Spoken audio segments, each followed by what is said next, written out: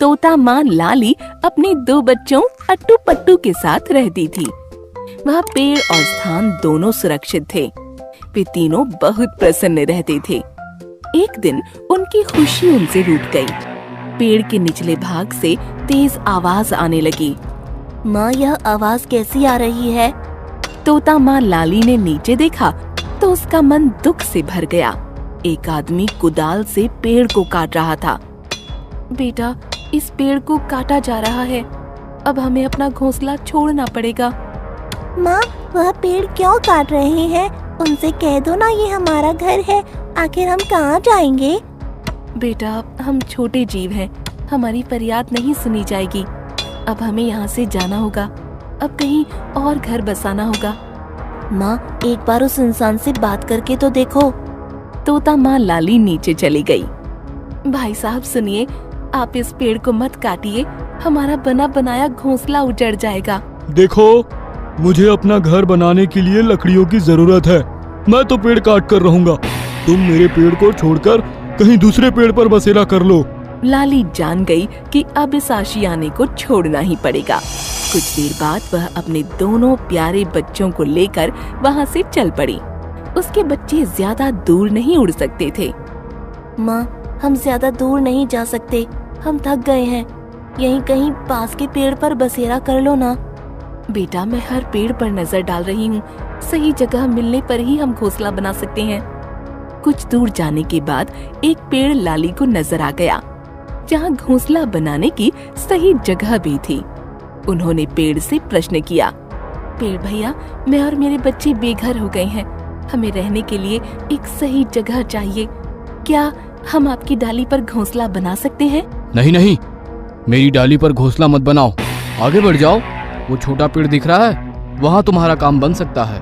पेड़ की बात से लाली को दुख हुआ, लेकिन वह मजबूर थी।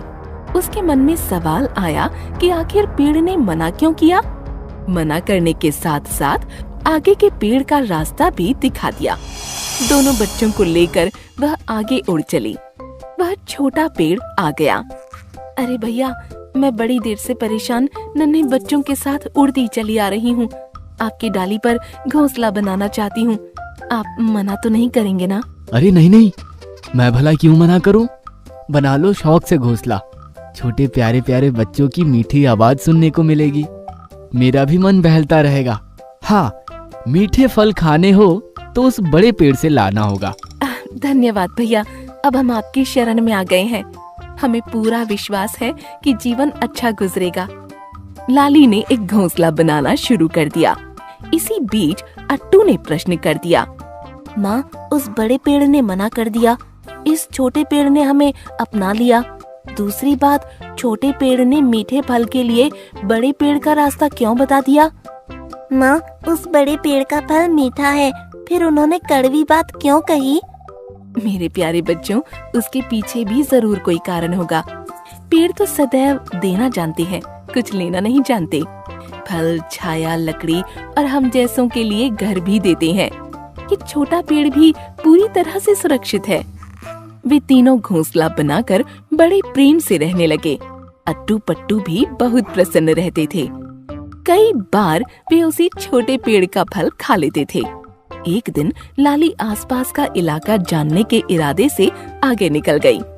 कुछ देर तक जब लाली नहीं लौटी, तब बच्चे अपने घोंसले से सर निकालकर बहुत बेसब्री से अपनी माँ का रास्ता देखने लगे। कुछ देर बाद लाली मुंह में एक फल लेकर आ गई। बच्चे फल खाने लगे। माँ, यह फल तो बड़ा स्वादिष्ट और मीठा है, आपने इसे कहाँ पाया? मेरे बच्चों, ये फल उसी बड़े पेड़ से तोड़कर लाई हूँ। उन्होंने ही मुझे आवाज देकर बुलाया था। अजीब पेड़ है, आसरा देता नहीं, फल खिलाता है। एक दिन लाली उड़कर उसी बड़े पेड़ के पास से जा रही थी। पेड़ ने उसे बुला लिया। अरे लाली, आज ज्यादा फल लेकर आओ, अपने घोंसले में संभाल कर रख देना, काम आएंगे।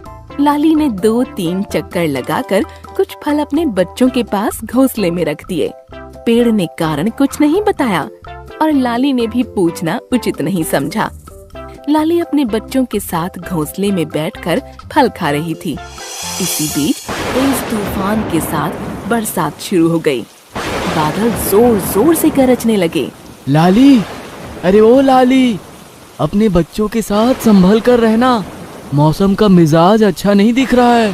हाँ भैया, बड़ी सावधानी से रहना है। लाली ने अपने दोनों बच्चों को अपने पास कर लिया था। इतने में बड़े जोर की आवाज आई। उन लोगों ने देखा वह बड़ा पेड़ उखड़कर जमीन पर गिर पड़ा था। ओह, नेक बड़े पेड़ को तूफान ने गिरा दिया। अब पंछियों को मीठा फल खाने को नहीं मिलेगा। बरसात और तूफान दोनों रुक गए थे।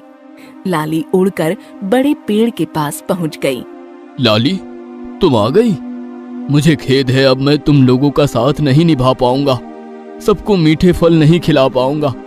आज मैं तुम्हें ये बात बताना चाहता हूँ कि उस दिन मैंने तुम्हें शरण देने से क्यों मना किया।